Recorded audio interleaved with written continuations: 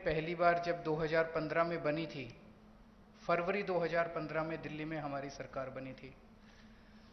फरवरी 2015 में सरकार बनी और 23 मई को मात्र 3 महीने के बाद मोदी सरकार ने एक नोटिफिकेशन लाके हमारी सारी पावर छीन ली 3 महीने में। तो अब ब्यूरोक्रेसी के ऊपर हमारे से पहले शीला दीक्षित जी की सरकार थी। शीला दीक्षित जी का पूरा कंट्रोल था ब्यूरोक्रेसी के ऊपर, transfer, posting, disciplinary action, creation of new posts. So जितने सर्विस रिलेटेड मैटर्स हैं, शीला दीक्षित जी का पूरा कंट्रोल था। हमारी सरकार आने के बाद 23 मई 2015 को उन्होंने नोटिफिकेशन लाके ये सारी पावर छीन ली। तो as a chief minister of Delhi I can not even transfer post, education secretary, health secretary, deputy secretary, मैं कुछ नहीं कर सकता। वो सारी पावर छीनने के बाद 8 साल तक दिल्ली के लोगों को उन्होंने अपंग करके रखा। हम दिल्ली के लोग 8 साल तक कोर्ट दर court, high court, supreme court लड़ते रहे। 8 साल की हमारी लड़ाई के बाद 11 मई को, अभी पिछले कुछ दिन पहले, सुप्रीम कोर्ट की संविधान कॉन्स्टिट्यूशन बेंच ने, 5 जजों ने मिलकर 5-0 से दिल्ली के लोगों के हक में फैसला दिया। 8 साल की लड़ाई के बाद दिल्ली के लोगों को न्याय मिला कि उनकी चुनी हुई सरकार को काम करने का अधिकार मिला। हमें 8 साल लग गए उस नोटिफिकेशन को कैंसिल कराने में और न्याय लेने में। उसके 8 दिन के अंदर 11 मई को ऑर्डर आया सुप्रीम कोर्ट का। 19 मई को मोदी सरकार ने ऑर्डिनेंस लाके सुप्रीम कोर्ट के ऑर्डर को निरस्त कर दिया, पलट दिया। पूरे देश भर में लोग कह रहे हैं कि जिस देश का प्रधानमंत्री सुप्रीम कोर्ट को नहीं मानता, सुप्रीम कोर्ट के आदेश को नहीं मानता, फिर न्याय लेने के लिए लोग कहां जाएंगे?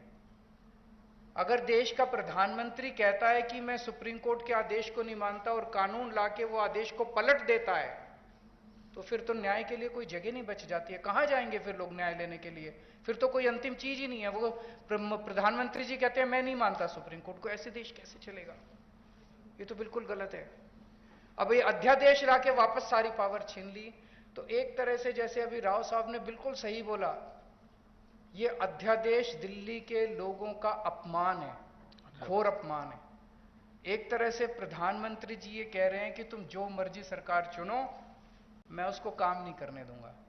तो दिल्ली के लोगों को चैलेंज कर रहे हैं प्रधानमंत्री मोदी जी कि तुम जो मर्जी सरकार चुनोगे, मैं काम नहीं करने दूंगा। और ये बात केवल दिल्ली के लोगों की नहीं है, पूरे देश में हम लोग देख रहे हैं कि अगर किसी राज्य के अंदर लोग नॉन बीजेपी गवर्नमेंट बना देते हैं तो उसको काम नहीं करने देते। या तो 3 तरीके अपनाते हैं, या तो वहां पे एमएलए खरीद लेते हैं दूसरी पार्टी के, सरकार गिरा देते हैं। कितना हमने देखा, कितनी जगह पे देखा, एमएलए खरीद के सरकार गिरा देते हैं। या एमएलए तोड़ लेते हैं, ईडी भेज के, सीबीआई भेज के, डरा के एमएलए तोड़ लेते हैं, सरकार गिरा देते हैं।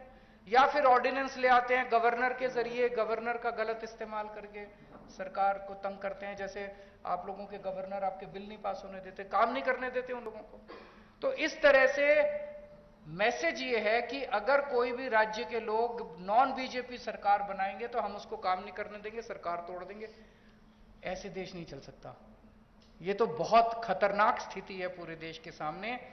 मैं जो पूरे देश भर में घूम रहा हूं समर्थन मांगते हुए, मैं केवल अपने लिए समर्थन नहीं मांग रहा, मैं देश के संविधान के लिए और देश के जनतंत्र के लिए समर्थन मांग रहा हूं। हमारे जो स्वतंत्रता सेनानियों ने लड़ाई लड़ी थी, वो ऐसे भारत के लिए लड़ाई थोड़ी लड़ी थी कि एक पार्टी आएगी सेंटर के अंदर, वो पार्टी, बस एक ही पार्टी का पूरे देश के अंदर राज होगा।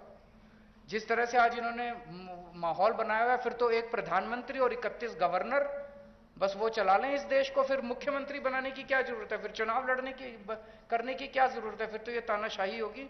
इस तानाशाही के खिलाफ हम लोग लड़ रहे हैं। राज्यसभा के अंदर जब ये बिल आएगा, राज्यसभा के अंदर बीजेपी के पास मेजॉरिटी नहीं है।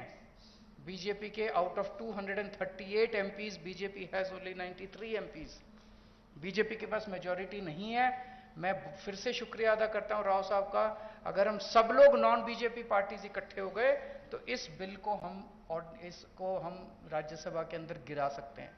और अगर ये बिल गिर जाता है तो पूरे देश के लोगों को विश्वास हो जाएगा कि 2024 के अंदर मोदी सरकार वापस नहीं आ रही है। ये इसका सेमीफाइनल होगा 2024 का। ये कॉन्फिडेंस देगा पूरे देश के लोगों को कि मोदी जी को हराया जा सकता है। तो ये जनतंत्र को बचाने की लड़ाई है, देश की आजादी को बचाने की लड़ाई है। बहुत बहुत धन्यवाद, बहुत बहुत शुक्रिया। मैं माननीय